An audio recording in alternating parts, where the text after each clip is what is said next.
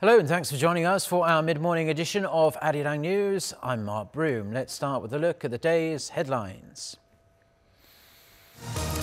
Inter-Korean talks, round 3. The two Koreas begin their third dialogue session in just over a week as they look to fine-tune the details of North Korea's participation in the PyeongChang Winter Olympics. Foreign ministers gathered in Vancouver say they plan to keep pressuring North Korea to abandon its nuclear program. The US and Japan warned South Korea against falling for the North's charm offensive aimed at easing sanctions pressure. Plus, more smog blows in from China, wrecking air quality for Korea's central region. The Seoul city government is offering more free rides on public transportation during the busiest commute hours, hoping to mitigate the elevated fine dust levels. So let's start with the latest round of inter-Korean talks. The two Koreas are just sitting down for more working-level dialogue on the upcoming PyeongChang Winter Olympics, where they are likely to decide on the size of the visiting North Korean delegation, who exactly is footing the bill, and whether the two sides will participate as a single ice hockey team at the Olympics. For more, we have our Myung-gil on the phone for us from Seoul's Unification Ministry. Myung-gil, a very busy time for you with all of these talks, but what are we hearing about today's meeting? Hello, Mark. We are hearing that the talks have just started at the House of Peace on the southern side of Panmunjom. They will discuss how many athletes the North will be sending, the possibility of entering the opening ceremony as one team, forming a joint Korean ice hockey team, and expenses. Let's take a look at what the head of the South Korean delegation said before the talks. We will calmly hold talks in a spirit of mutual respect and understanding in order to make the PyeongChang Winter Olympics an Olympics of peace through North Korea's participation. Hopefully, it will be a chance to improve inter-Korean relations by bringing peace to the Korean Peninsula. Today's talks are being led on the south side by Vice Minister Chon Hae-sung, while the North three-member delegation is led by Vice Chairman of North Korea's Committee for Inter-Korean Affairs, Chun Jong-soo. The South Korean government is reviewing how to transport and accommodate the North participants so that it does not violate the multi-layer sanctions on North Korea.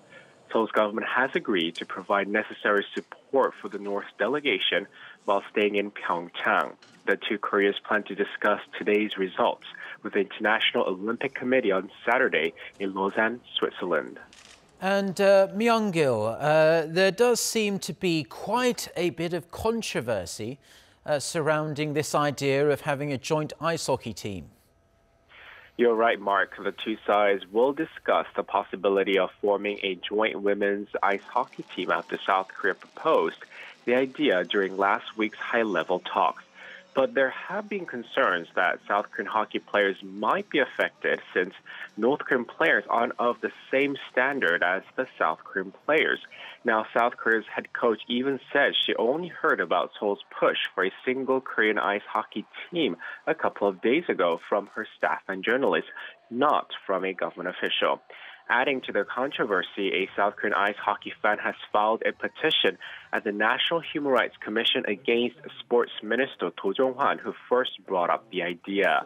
The fan said the government is responsible for robbing South Korean players of a once-in-a-lifetime opportunity to play in the Olympics. However, the minister has said that bringing in new players won't hurt South Korean players because ice hockey is played in short shifts and every player would get their turn on the ice. Back to you, Mark. Well, thank you very much for your comprehensive report, Myung-gil, and we look forward to hearing from you later in the day. Now, preparing to host North Korea, South Korea has launched a special task force to assist North Korean delegates here for the PyeongChang Winter Olympics. With the delegates due to cross the land border, the South Korean government will also coordinate closely with the UN command here. Oh Jung-hee with the details. South Korea launched a support team on Tuesday to help the North Korean delegates who will be visiting South Korea for the Olympics. It consists of some 20 officials from the Unification and Culture Ministries and the PyeongChang Olympics Organizing Committee, who work together at the Office of Inter-Korean Dialogue to promote and support the activities of the North Korean delegates. We will make sure related ministries cooperate closely on practical matters so that the PyeongChang Olympics become the Olympics of peace. The government says the team's support for the North Korean delegates will be in accordance with the international regulations and the agreement reached by the two Koreas at recent meetings. And most importantly, the forms of support won't violate any international sanctions against Pyongyang. Seoul is also expected to work with United Nations commands to enable North Korean delegates make their trip to the south through the land border. The North delegation had said on Monday that the 140 members of its Samjiyeon Orchestra who will be performing in the south will cross through the truce village of Panmunjom, over which the UNC has jurisdiction. For such a large number of people, walking through the land border is much less uncomfortable than going by sea or air. And it would promote inter-Korean cooperation on the military level too. Performing artists coming through the land border may prompt other delegates to take the same route, but I think they'll actually come at different times since the purpose of their visit is different. 오정희, Arirang News. Now staying with the Olympics theme, and UN Secretary-General Antonio Guterres has confirmed that he will attend the opening ceremony of the PyeongChang Winter Olympics at an informal meeting of the UN General Assembly on Tuesday. Guterres said he's encouraged by North Korea's decision to participate in the Games. He said it's vital to seize the opportunity of hope to achieve a peaceful denuclearization of the Korean Peninsula. Guterres says he welcomes the reopening of inter-Korean communication channels, especially military to military, saying it's critical to lower the risk of miscalculation. At the same time, he added the UN Security Council sanctions will pave the way for diplomatic engagement if fully implemented by all UN member states. Turning now to another clear signal that there will be no significant shift in the international community's North Korea policy going forward. Diplomats from across the world have gathered in Vancouver for security talks, insisting Pyongyang should abandon its nuclear weapons program and stressing that sanctions will remain in place until the North changes its ways. Park So-yeon with the details. The U.S. and Canada co-hosted a foreign ministerial meeting on security and stability on the Korean Peninsula on Tuesday in Vancouver. It comes at a critical time when North Korea's participation at the PyeongChang Winter Olympics finalized. The top diplomats expressed the need for the international community to cooperate to explore all diplomatic methods of achieving denuclearization on the Korean Peninsula. The meeting brought together more than 20 top diplomats, including South Korea's Foreign Minister Kang Kyung-hwa, U.S. Secretary of State Rex Tillerson, and Japan's Foreign Minister Taro Kono. Kang expressed hope that the momentum for engagement with the North will continue well beyond the Winter Olympics, while emphasizing that sanctions should be applied more rigorously. She said that using tough sanctions on the one hand and the offer of a brighter future on the other is the way to go with Pyongyang. Tillerson pushed the Trump administration's maximum pressure policy and warned against complacency as the two Koreas continue to engage in talks. All nations here today are united on that goal. Let me be clear, we will not allow North Korea to drive a wedge through our resolve or our solidarity. The pressure campaign will continue until North Korea takes decisive steps to denuclearize. Japan's top diplomat warned against being misled by North Korea's intentions in engaging in talks with South Korea, saying Pyongyang's key goal is to achieve sanctions relief. What we should have in mind is that North Korea continues to advance its nuclear and missile programs, even as we speak. In short, it is not the time to ease pressure or to reward North Korea. With the rapid turnaround in inter-Korean ties and the run-up to the PyeongChang Winter Olympics, the international community is hopeful that diplomatic efforts will achieve a peaceful denuclearization of the Korean Peninsula. Park So-yeon, Arirang News. US President Donald Trump and Chinese President Xi Jinping have expressed optimism that the ongoing talks between the two Koreas could eventually lead to a change in North Korea's provocative behaviour. The White House said Tuesday that the leaders spoke over the phone the day before and discussed the latest developments on the Korean Peninsula, including the resumption last week of high-level dialogue between Seoul and Pyongyang. Trump and Xi agreed that the talks might prompt a change in North Korea's destructive behaviour. The White House also said President Trump is committed to sustain the US-led global campaign of maximum pressure to compel North Korea to abandon its nuclear program.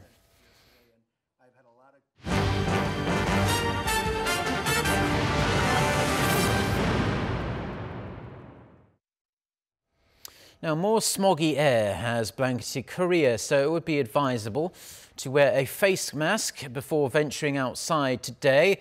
Most of the country, but mainly Seoul, Gyeonggi-do and the Gangwon-do provinces, will be subjected to bad air quality throughout the day, with fine dust levels hovering between 80 to 100 micrograms per cubic metre, exceeding the average 50 micrograms of density.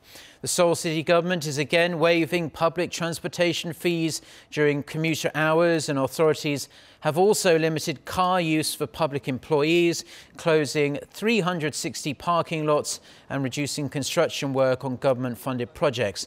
It's the second time the government has enforced fine dust emergency reduction measures since the system was introduced this year, as the country takes a direct hit from dust blown in from China. President Moon Jae-in met with dozens of the nation's small and medium-sized business owners on Tuesday evening, having invited them to the Blue House for dinner and discussions. Our chief Blue House correspondent Moon Jae-in reports. Keep running towards success was the key message during President Moon Jae-in's first meeting with leaders of the nation's small and medium-sized businesses and venture firms. A message highlighted by the South Korean leader's gift to entrepreneurs who made a strong comeback after business failures. Running shoes made by a small shoe manufacturer.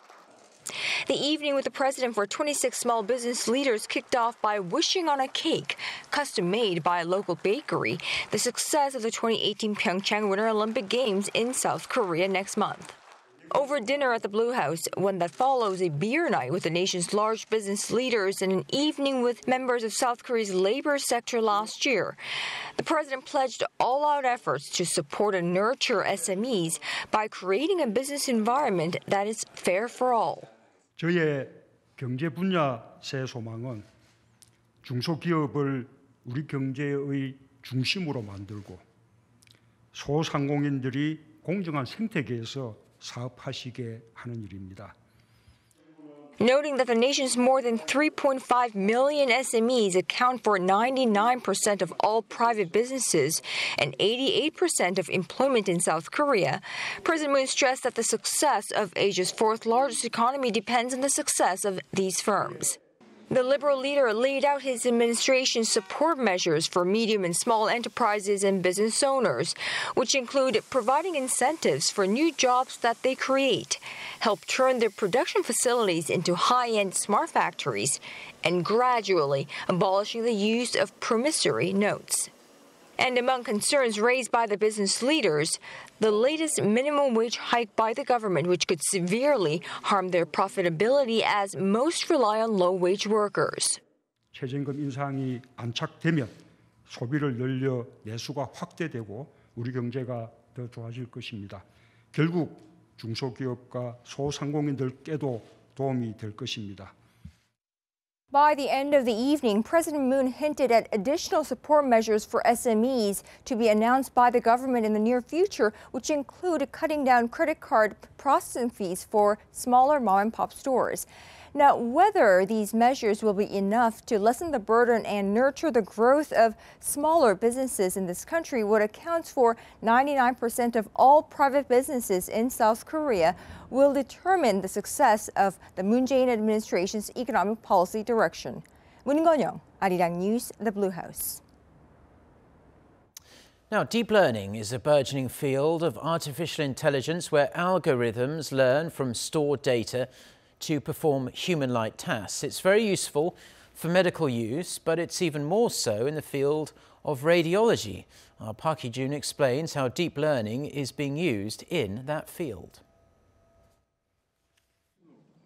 The modern workplace requires people to be more productive than ever. The same is true for doctors and radiologists, who are asked to study an immense amount of data and make judgments that can save life or take it away.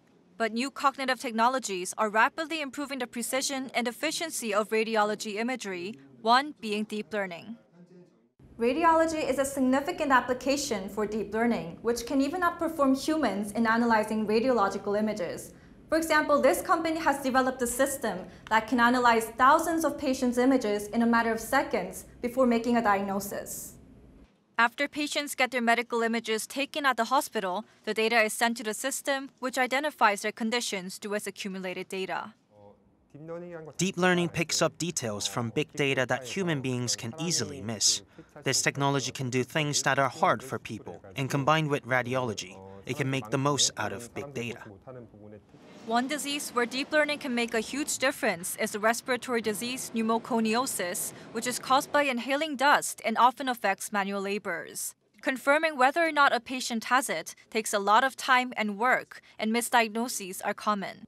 In Korea, the government offers compensation for people who contract the disease from industrial accidents, so accurate screening is important. A research team at Seoul St. Mary's Hospital has developed a system using deep learning to improve diagnoses. After examining more than 1,200 images of patients with pneumoconiosis, the team succeeded in creating a system with an accuracy rate of 95%. But 95% still leaves room for improvement. To make sure that speed doesn't cost lives, experts in the field say they need more access to sample images. Korea has an extremely strict policy on protecting personal information, but the precision of deep learning systems depends on the amount of real radiological images available. I think providing this data will help take Korea's deep learning technology to the next level. More data would improve deep learning and expand the practical uses of the fourth industrial revolution. And by making the technology available to more radiologists, their workflow will improve, allowing doctors more face time with their patients. Park Hee-jun, Arirang News. Now, it seems the South Korean Army is going to have more female sergeants in its ranks in the future. For the first time in the nation's history, a young woman in the armed forces is piloting a tank. Our Kim Mok-yeon has her story. The Republic of Korea Army on Tuesday revealed the story of the country's first female tank pilot. 24-year-old Sergeant Im Hyun-jin was first introduced to the public during 5 days of cold weather training by the Hanshin Battalion, which kicked off on Monday. Im became the first female soldier to drive the tank, which is considered one of the Korean Army's core weapon systems. Im has been driving tanks since September of 2016.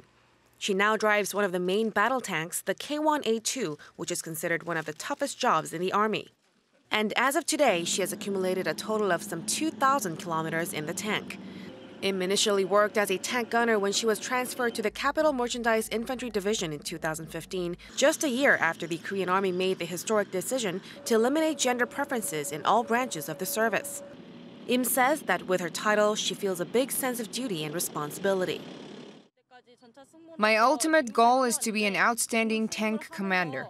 I've been working in the division for 2 years now, and I feel like I can carry out the job. I will also try to become a good role model for future women soldiers. With Im Hyun-jin's achievements providing the momentum, the Korean Army is looking forward to fostering more soldiers like her in the near future. Kim Mok-yeon, Arirang News.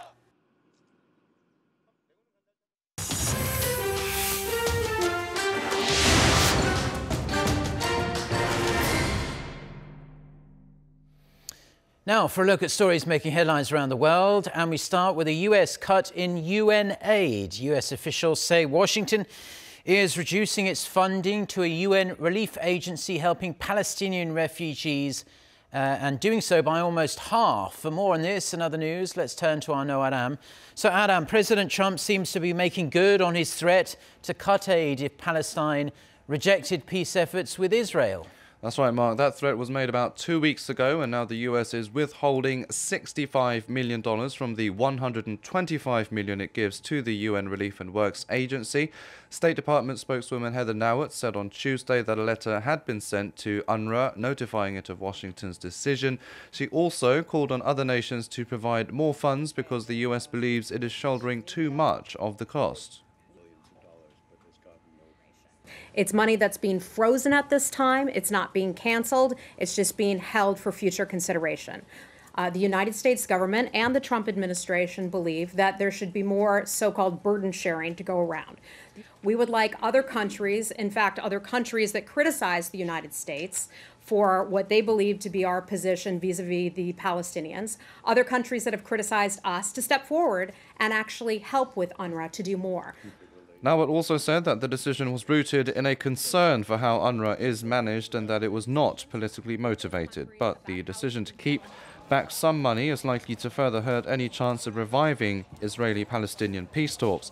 It could also further undermine Arab nations' faith that the US can act as an impartial arbitrator. That faith had already been lost to some degree after Trump's recognition of Jerusalem as Israel's capital last month. A Palestinian official quickly criticized Washington's decision, and UN Secretary General Antonio Guterres said he was unaware of any change on aid, but that he was, quote, very concerned about the possibility of a cut in funding. A major Chinese credit rating agency has cut the sovereign ratings of the United States to BBB+ from A-, putting the American economy on par with Peru, Colombia and Turkmenistan. In a statement on Tuesday, Dagong Global Credit Rating cited Washington's tax reduction scheme announced last month as weakening the country's ability to repay debt. President Trump's tax package is estimated to add $1.4 trillion over a decade to the $20 trillion national debt burden. The agency also warned that America's increasing reliance on debt to drive development would erode its solvency. The ratings downgrade is in stark contrast with U.S. rating agencies. Moody's has given its highest AAA sovereign rating for the U.S. economy, while S&P Global rates it at AA+. The European Union has unveiled plans for plastic packaging in Europe to be recyclable by the year 2030 to try and do away with single-use plastic like coffee cups. Tuesday's announcement by the European Commission follows China's decision to ban imports of foreign recyclable material. The Commission also said its strategy would boost business opportunities by creating new recycling markets in Europe and change the way products are produced, designed and recycled.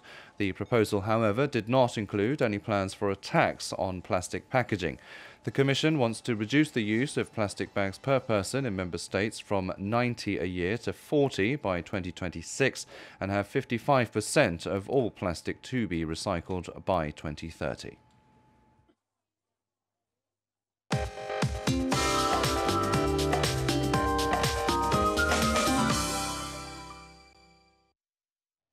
Good morning.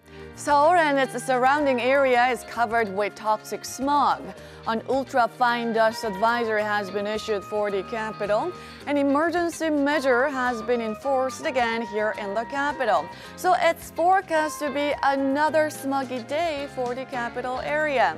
Meanwhile, the rest of the country will have normal air quality due to overnight precipitation, and highs in Seoul, Daejeon, and Daegu will be at 7 degrees Celsius this afternoon, while those of you in Busan will see rain for most parts of the day at a high of 10 degrees Celsius. Colder air will move in starting Friday, but highs will remain above the norms until early next week, before another band of frigid air returns by the middle of next week. With that, let's take a look at the international weather for viewers around the world. Well, Seoul and its surrounding regions will be blanketed with toxic smog all day again. It's likely most cities in North Korea are also affected by the fine dust. And as for the rest of Asia, Beijing's air quality also reached unhealthy levels, and even major cities in Japan are seeing high levels of fine dust. Meanwhile, Melbourne will reach a sunny top of 29 degrees Celsius today, and that's a couple notches higher than Tuesday. Heading to North America, more snow is headed to New York, while upstate New York is under winter weather alerts. And as for South America, Rio de Janeiro will have sweltering weather on Wednesday into Sunday. And taking you to Europe, hail and high winds are forecast for London, with snow possible in parts of southeast.